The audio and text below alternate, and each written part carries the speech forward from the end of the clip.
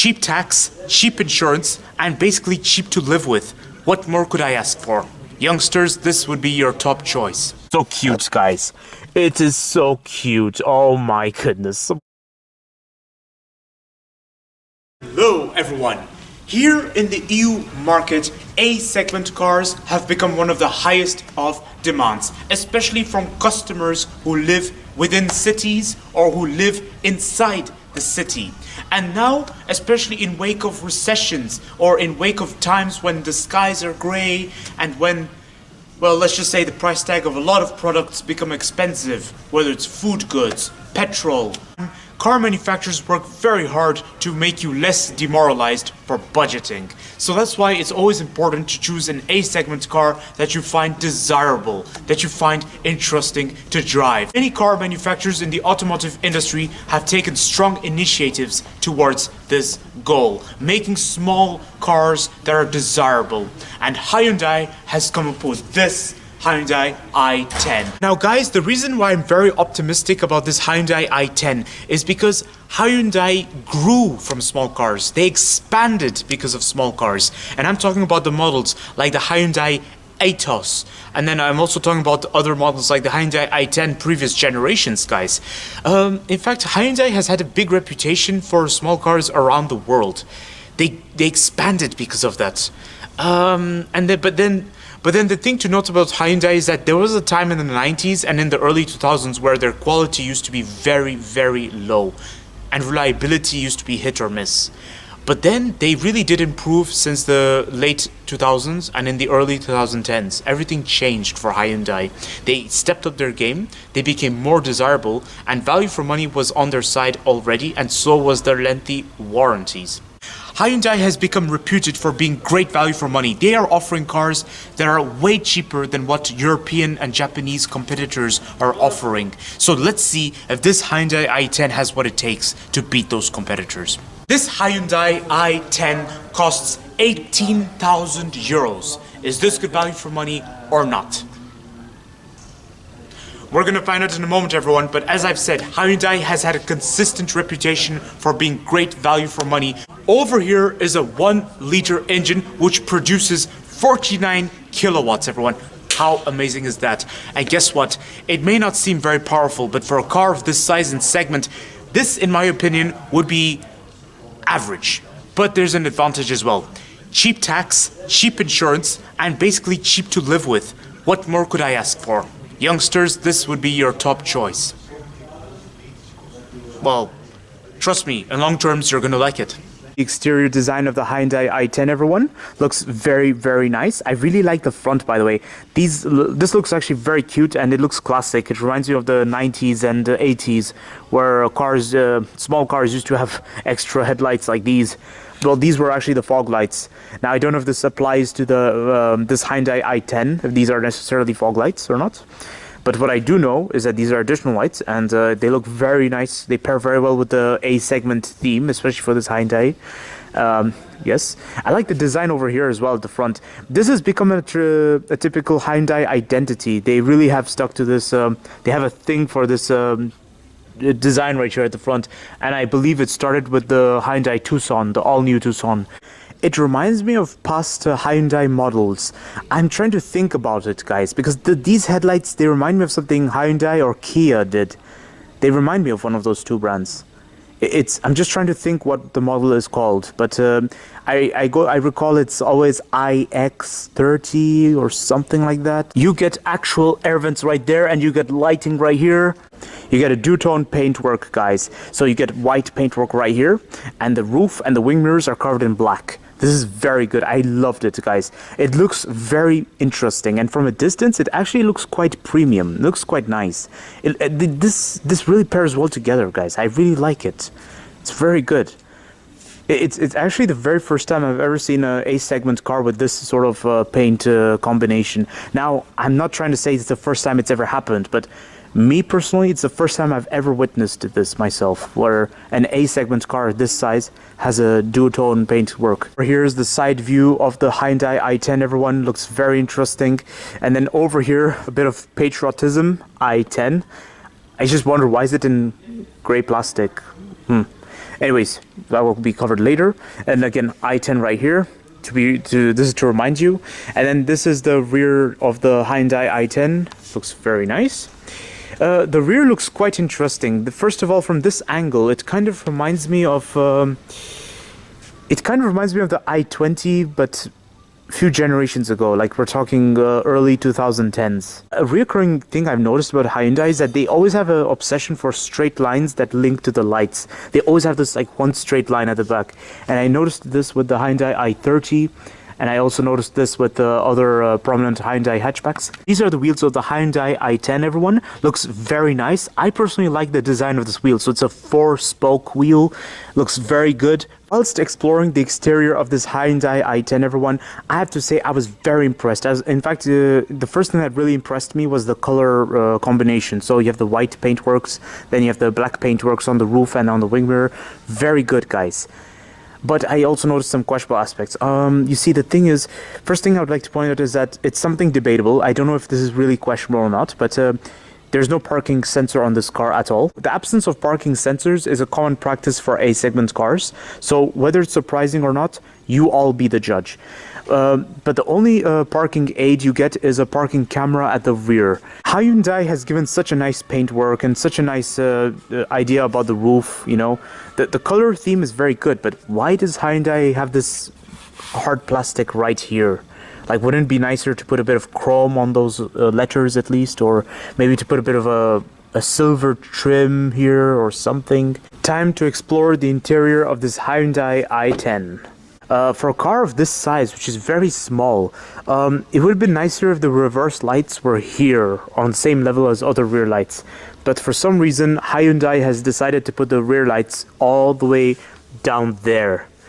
And I've noticed this with Kia as well. Like Hyundai and Kia have a tendency of putting the reverse lights all the way down there. And I've noticed this with their SUVs, like the Kia Sorento and the Hyundai Santa Fe. So over here is the interior of the Hyundai i10, everyone. Looks very interesting and looks far more desirable than ever. Wow, very cool, very nice. Very nice presentation. And by the way, this is an automatic transmission, guys. Let's talk about the presentation of the seats, guys. The seats look amazing. So it's black fabric seats with some white touches on the side. Very good. White fabric on the side. Well, I think it's silver. Or is it white? Yeah, something like that. And then I like the theme that goes on in the middle.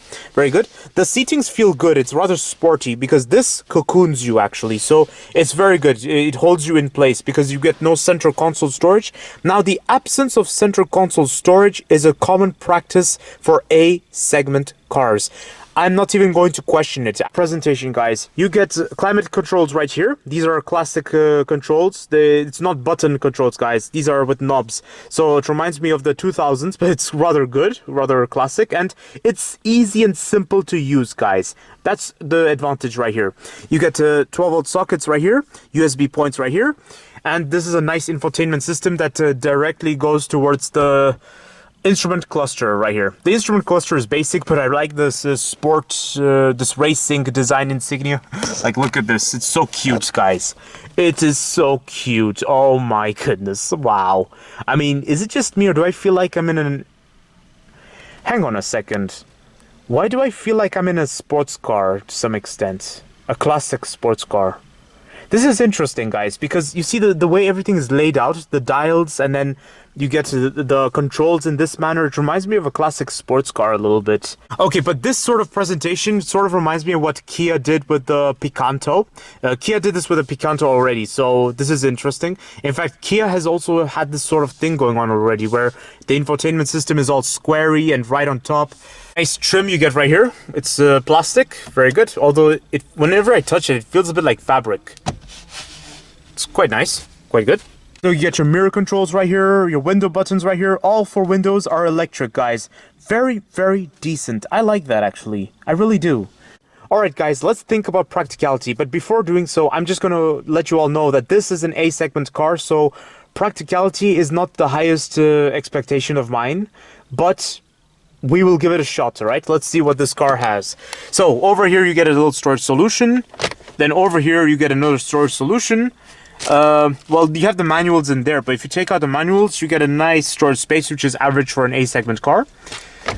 This part of the door acts like a a holder for all the objects that are there, but when you open the door, the holder is not there, so the objects can easily fall out. So make sure this door is closed.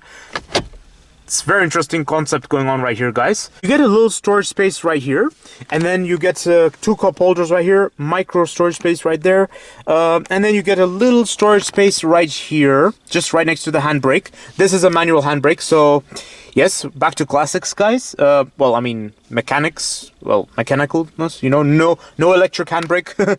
And then there's another storage space right here, which can be a cup holder as well. This is the door bin, guys. The presentation of the door is okay. It's good. I like the speaker. It looks like a honeycomb. Looks interesting.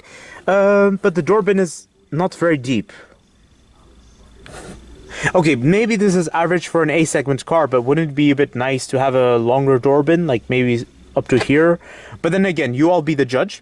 Otherwise, this is also a nice door pocket, which can double as a handle to pull the door closed. Very nice. Reoccurring thing you may have all noticed is there is hard plastic throughout the interior. There's not a single sign of fabric on the door or anywhere else. The only place that has fabric are the seats and this gear stick. Well, basically the automatic transmission. Now, whether that is questionable or not, you all be the judge, but for a price of 18,000 euros, it would have been pleasant if this was fabric. Although it feels like fabric a little bit. I can't tell what it is. It feels like plastic with fabric on top or something. Otherwise, maybe if there was some fabric here, that would have been better. Or yeah. Otherwise, another place that has fabric is the steering wheel. The steering wheel feels very pleasant. There's something about Hyundai steering wheels, and that is they are leather wrapped, but they're never squidgy. They're never soft. They always have this very smooth feel to them. But it's just not, you know, squidgy. It's like, yeah. Alrighty, guys. Looks like we came back to the early 2010s. You get a key ignition right there. It's not a start-stop button, guys. So whether this is questionable or not, you all be the judge. But I think for a price of 18,000 euros, it could have been with something a bit interesting, like a start-stop. But then again, you guys be the judge. Whilst exploring the interior of this Hyundai i10, I also noticed some questionable aspects. The first questionable aspect I'd like to point out is the fact that Hyundai has a tendency to have a fuse box at a conspicuous spot right here, and I noticed this with Kia as well. The colors of the exterior were very nice and bright, yet the interior is very, very black and gray. It's just plastic everywhere, black handles. There could have been a bit of ambience. Like, I would have thought it would have been better if there was some silver over here, or maybe light gray or something. I mean, this is gray, which is good, the trim right here at the front, but it would have been more interesting if there was a bit of ambience in here, because there's just black trim everywhere, or black plastic everywhere, so it's a bit, you be the judge, guys. Another questionable aspect I'd like to point out is that for a price of 18,000 euros for an A-segment car, there are slots for extra options, but they are not present. So, I'm just wondering, guys, 18,000 euros does not get you extra options on an A-segment car. Alrighty, everyone, time to explore the rear seat of the Hyundai i10. Alright, everyone, very, very interesting. So, legroom is as good as it has to be for an A-segment car. In fact, I have good enough legroom, but just on the sides there wouldn't be enough legroom. My knee room is good. I have just about good knee room from the front seat, but then it again depends on the seating adjustment of the driver and the front passenger. I have a lot of headroom, guys. So, my headroom is pretty much good enough for an A-segment car, so I'm not even going to judge. It's quite nice. Right, guys, in terms of seating comfort, it feels as though I'm sitting on a bench. It's very, very firm, guys. So, it's quite good. I mean, it feels good and it pairs well with the theme of the Hyundai i10. It's good and not squidgy, so therefore there'd be no headaches at the back. So no backseat pockets, everyone, but that is, I guess, normal for an A-segment car. Although for a price of 18,000 euros, you all be the judge. And then this is a nice door. The door bin is average for an A-segment car. In fact, it's bigger than I had expected, so quite a surprise. Then you get a nice handle right here to close the door. Well, you get a coat hook right here, but that's it. There's no handle, nothing. Oh well. Alright everyone, the boot opens at speed, and I've noticed the space in the boot is quite nice. You get a lot of space. Very good. It's good. Actually, it's very good for an A-segment car. Pretty average, but I feel like it's a bit more than what I've seen of other A-segment cars. Or maybe it's just me. Now, there's a beacon of hope lighting at the rear. You get a coat hook right under the beacon of hope. Very nice. And there's also another hook over there. The absence of 12-volt socket is not surprising to me. It's, in fact, I wouldn't even expect to have a 12-volt socket in the boot. But it's good. It's very decent. I like it. And then you get this nice handle right here to close the boot. Now you have to close it with speed, guys. Because I've tried it, I've made a few attempts and I just couldn't. So I have to close it with speed. Observe. A bit like this. Okay, yep. So here's my conclusion of the Hyundai i10, everyone. When times are gray outside, when it's rainy outside, especially when the city is all busy, all you need is a nice city car to cruise through the city.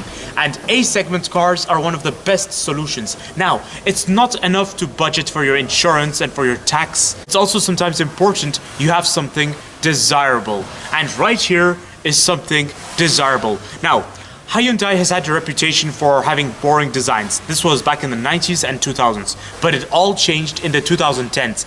Recent years, Hyundai has stepped up its game big time. They've started building cars that are very desirable, very interesting to look at, and this Hyundai i10, I'm very proud to tell you all, is no exception. This Hyundai i10 is very desirable, and I'm kind of leaning towards this Hyundai i10 for one reason, and that is the Fiat 500 is a bit boring now. Everyone knows the Fiat 500. The Volkswagen Up is pretty much, in my opinion, it just does not belong to the A segment because Volkswagen never had a history with the A segment. It's become obvious Volkswagen did the Up for competition's sakes. Whereas the Toyota Aygo is another competitor that's quite promising, and I'd say this would be on par with the Hyundai i10. Don't get me wrong, the Fiat 500 is a very nice A-segment car, and it's one of the most popular in Belgium. It's actually very popular, but the thing to note about the Fiat 500 is one thing: reliability and long-term quality. All I can tell you all is that they date quite badly. That's all I can confirm to you all. So for a price of 18,000 euros, is this Hyundai i10 good value for money or not? Well, I believe that this Hyundai i10 is great value for money. I'm not about to say it's perfect value for money or best value for money. I'm just gonna say it's great value for money. And the reason being that it is very promising. It is very interesting to look at and quite desirable. But it did have some things missing, guys. Like, okay, first of all, I would like to point out that the design is very nice. It looks very attractive from certain angles. I like the theme of the colors, and the interior was very interesting. In fact, I don't know if it's just me. I stressed this before, and I'm going to stress it again. Something about the interior reminds me of a classic sports car from the 60s. Or even the 70s. Basically around the time when knobs were a big deal. So basically you are the driver and then you'd have knobs to control the interior, you know, control the lighting or control the functions, something. This was also in the 90s. 90s knobs were a big deal. There's just something about the presentation that reminds me of a classic sports car. But see, this is what I'm trying to say. This car is very funky. There were some questionable aspects, and I'm going to point them out to you all. The absence of parking sensors, guys. The only parking aid you get is rear parking cameras. The absence of parking sensors is a common practice for A-segment cars, but at least for a price of 18,000 euros, I would have expected rear parking sensors. But then you all be the judge. The interior had endless plastic everywhere. Now, plastic presence on an A-segment car is a common practice. This is something I'm not going to question, but what I'm going to question is, for a price of 18,000 euros, I would have expected a little bit of fabric onto the doors, or perhaps in driver's reach. My opinion of this Hyundai i10?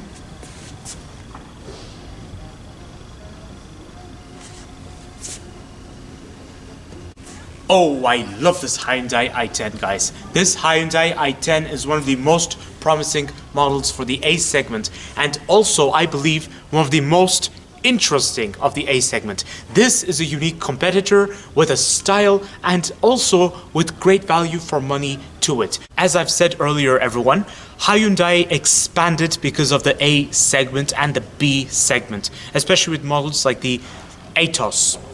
So therefore, it doesn't come as a surprise that this car was no exception, guys. This car is something Hyundai grew from, and they still continue to grow thanks to the A segment and then also their SUV segments here in the EU market.